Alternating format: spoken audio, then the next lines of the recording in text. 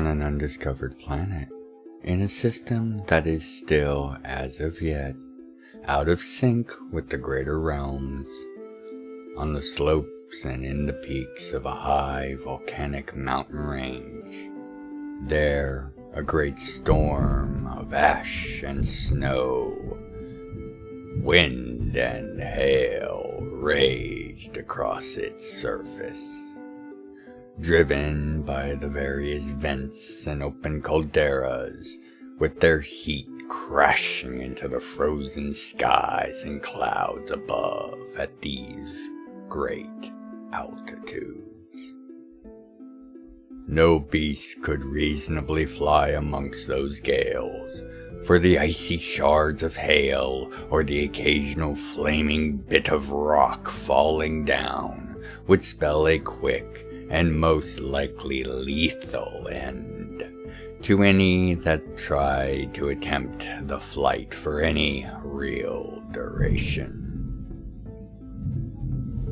For much the same reason, one could not even attempt to make the crossing on the surface without ample preparation, either of spells or of gear to protect from this most inhospitable of environs.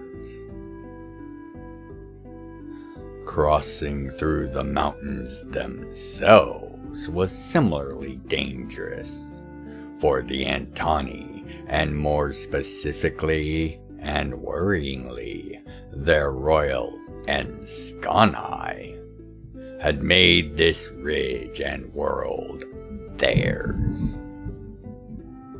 They, by all evidence, had fully infested the ridge, using it to create vast numbers of saurian abominations that had been encountered on the southern half of this landmass, as well as any number of other efforts. These efforts were known to include the launching of shard ships, so that they could invade and infest other worlds. To try and travel the halls of their main center of power on this world was, if anything, more foolhardy than trying to cross the surface, where even the Antani needed protective gear. Nearly 20 feet below the surface of the pocked and quickly filled and pocked again snow top, in a bubble of shifting, comfortable, and safe space, Optor in Sortai and the alien elemental manipulator Ounca steadily made their way across the slopes and ridges of the mountains, intent on crossing them to continue their trek northwards, towards the location of a means for our heroes to escape this planet, and to gather the proper means of dealing with the Antani threat that is so clearly present. Between the manipulations of Ounca in forming and shifting the bubble along, and Optor's magical refreshing of the air as well as maintaining of the temperature, progress was not rapid, but was moving much more swiftly than was initially thought to be likely. Trinos, Optor's bonded draconic familiar, would use his gifts of translocation to pop above the surface of the snow for a brief moment to get a look before returning to the safety of the bubble.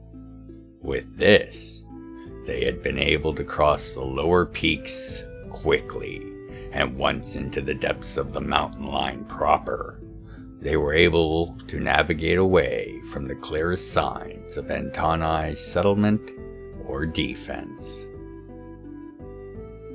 Of note in their travels, it was clear that the mountains they were crossing were riddled with tunnels and other paths cut deep into them, as they encountered dozens of large caves, many with tunnels leading deeper into the mountain.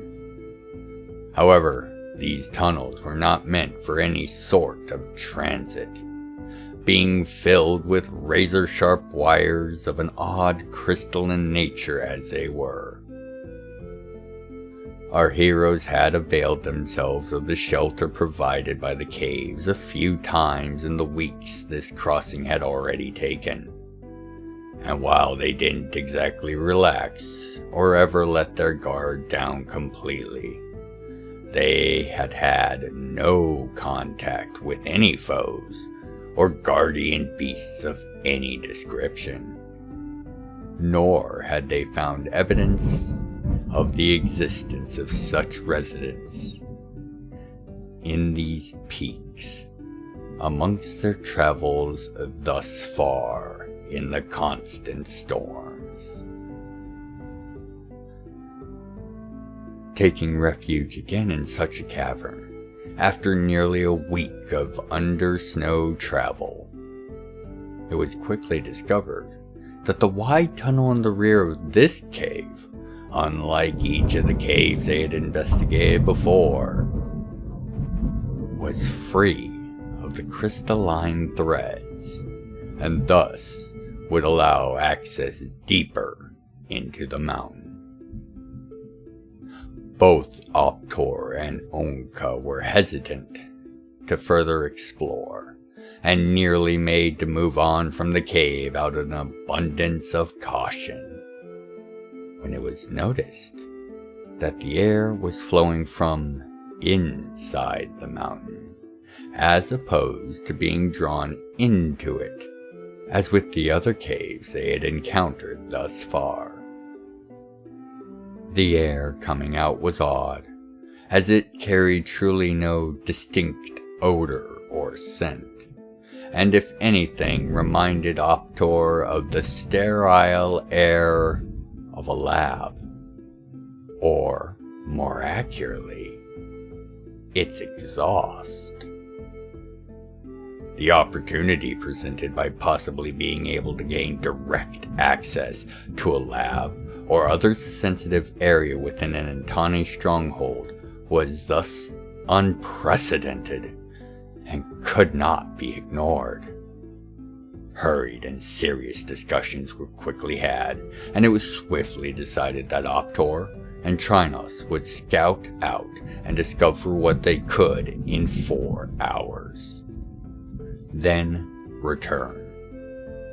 No matter what happened, they were to be back in less than 8, or Ounca was to take the goods and bags Optor was leaving in his care and attempt to make it back to either Jam'mar or at least a hunter's outpost to pass word on of the situation. Plans and contingencies settled, Optor and Trinos set off into the tunnel, while Ounca ensured that none would discover their presence from his direction. When the 5th hour had barely begun to pass, Ounca heard rapid, steady, and heavy footfalls resounding from the tunnel and getting closer.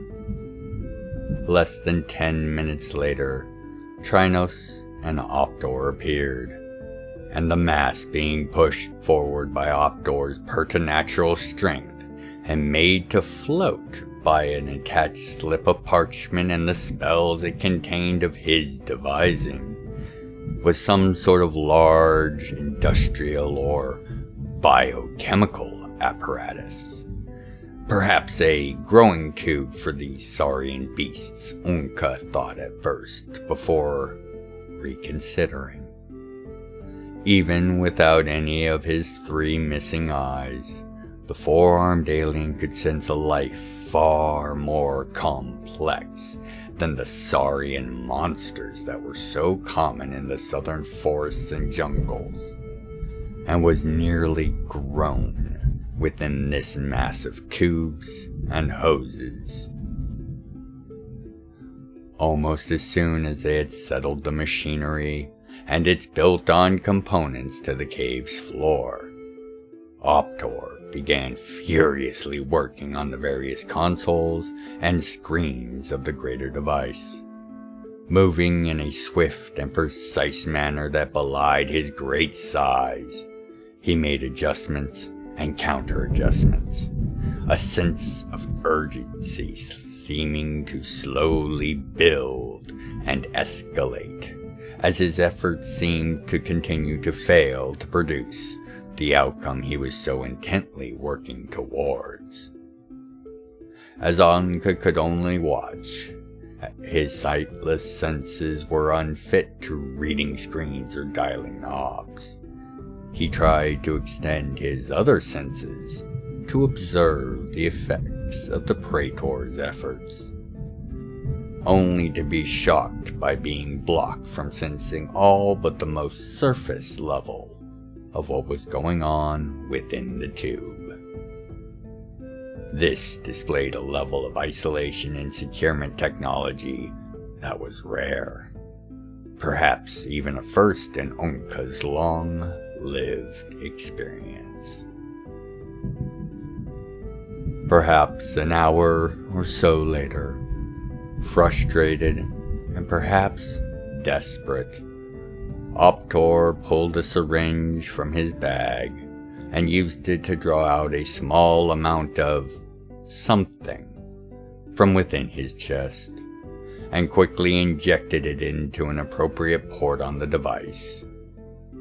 Within 5 more minutes, the building's sense of urgency faded, and Optor stepped away from the machinery, seemingly exhausted for the first time Ounca could remember since having saved him from the brink of death months earlier.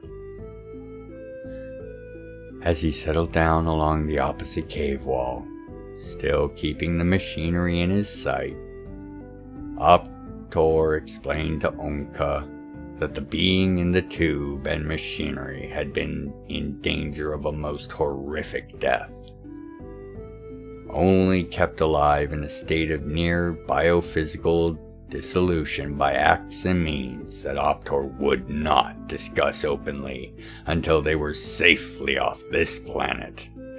Optor and Trinos were able to rescue the being, as the equipment was designed to be self-contained, and thus movable, with the proper magical assistance. Optor's efforts appear to have stabilized the subject, as well as optimized the treatment process.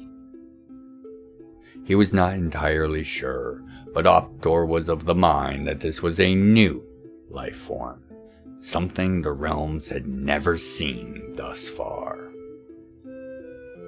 It was not an Antani per se. Many of the skeletal and other biomarkers were missing, and while a few common points could be detected, many of those points were also present in several other races of the realms, with only a few notable exceptions. The subject would be nearly as large as Optor himself, but seemed to be of a leaner build. According to the system itself, the process would be complete within a few hours. Now that the subject was stabilized, it could complete smoothly. And any other further questions would have to wait until then, due to Optor needing rest. Before retreating into the meditative state that served as sleep for his kind, Optor pulled out a spare set of older oilcloth robes from his bags and set them beside the softly humming and bubbling equipment. Ounca, curious as to what the long-reaching effects of what the young Praetor had just done might be, merely sat at the cave's mouth and kept watch for the 4 hours Optor would need to fully refresh and rest himself watching as Trinos settled himself at Optor's side, and soon after how he was snoring softly and contentedly. Ounca took the little creature's relaxation in the face of this strange being nearing its birth as a good sign, for he had always felt such creatures were often better judges of character and situations than many of the wise he had known over the years. When Optor's thoughts returned to focus on the world around him, he immediately sensed that the subject had indeed been born, and was now clothed in the very oilcloth he had left, and more tellingly, it had been fitted to the subject's very feminine form. So, she had the ability to shift and manipulate something as complex as oilcloth, and the skill to do it quite well from what his senses were revealing to him. Before he lifted his head and opened his eyes, he knew she was crouched roughly 10 feet away, low to the ground on all fours, and she had her gaze locked to his own when they opened. The green gold light that shone softly from her eyes, shifting as she scanned his motions as he woke up and shifted about. Optor's open smile and direct addressing of the new life before him, in clear and open words, sent her backwards in a scuffle, acting as if she neither understood or trusted the sounds directed at her, moving in ways to make it appear as she was just some savage. But the ruse did not last long, as Optor pressed on, making it very clear he knew the level of information and knowledge she had been imbued with, and that he had in fact added a selection of general realms information to it, including its many languages. Optor did not smile condescendingly or snicker at this revelation, but Trinos had no such restraint, as he stood up and tilted all three of his head in an overtly overplayed act of confusion over her savagery facade. Freezing for a moment before standing up and chuckling while admitting to the act, the new life form introduced herself as Lasara, and she immediately thanked Optor for her rescue and saving of her life, for she had been mildly cognizant of her state for a very long time, and while she understood the questions that her existence presented, she offered to abide by nearly any stricture or terms of service if Optor and his ally would just make sure that the Antani did not find or capture her.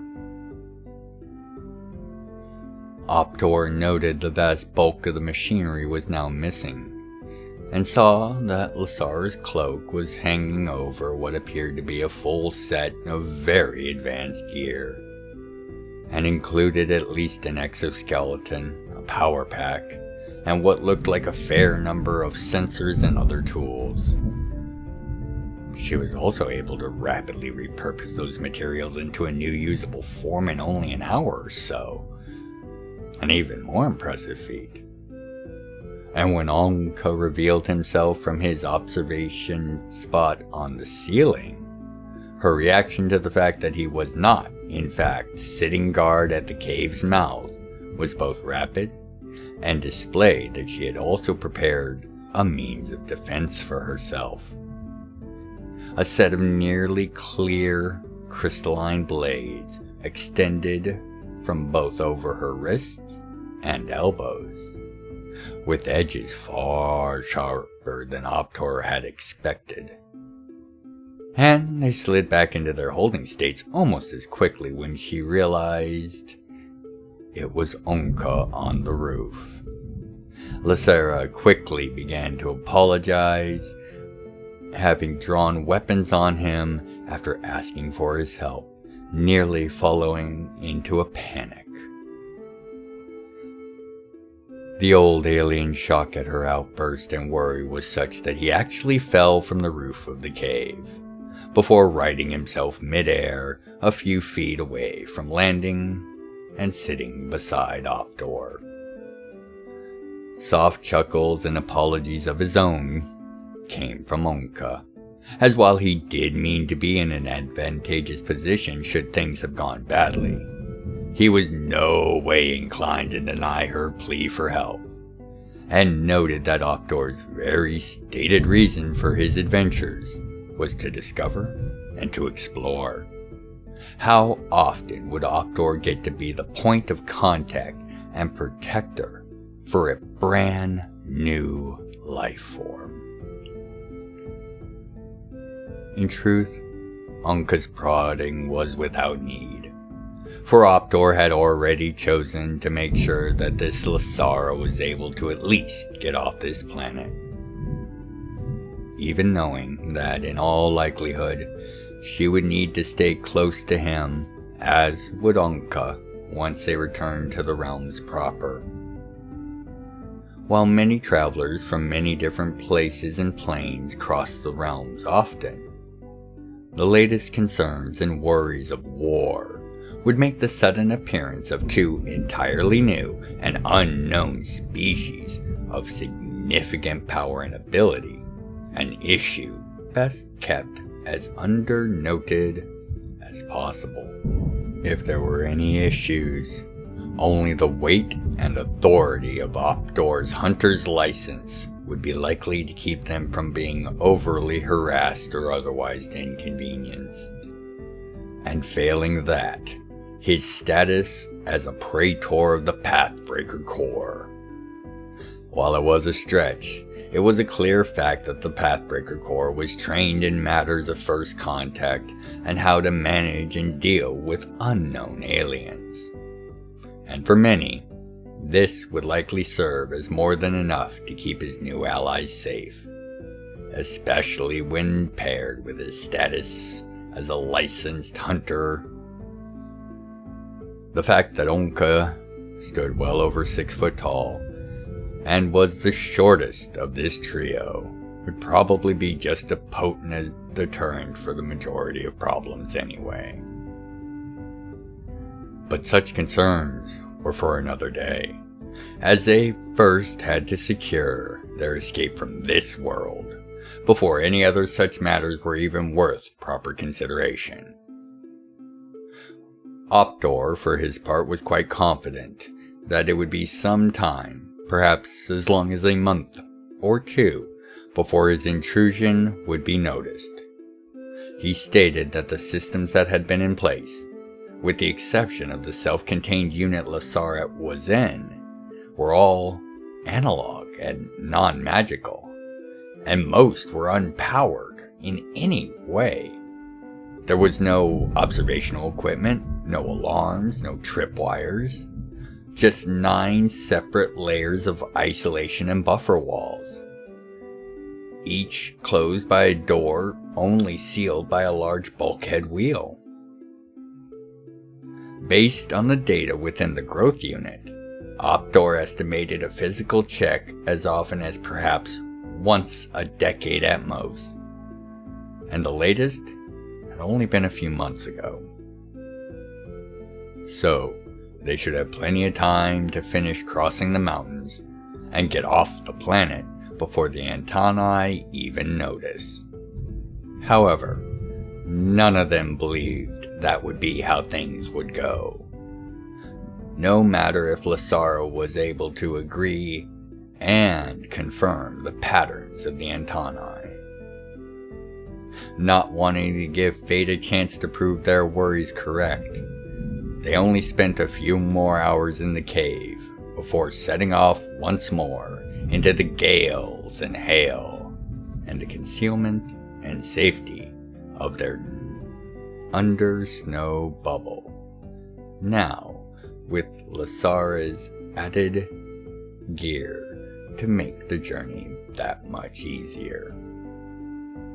In the last bit of time they spent in the cave, the rest of the equipment was either repurposed as gear for the travels ahead, or as a series of traps and methods of delay that would be of large enough effect to be noticed across the mountain range, should they be activated.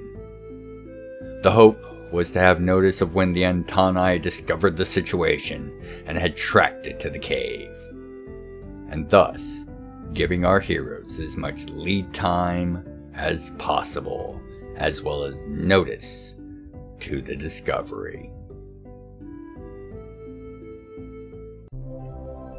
How their continued travels will fare as they cross over the halfway point of these mountains and ever closer to the promise of escape will be explored in future entries. For now, I do hope you have enjoyed this tale-centric return to Optor and his continuing adventures.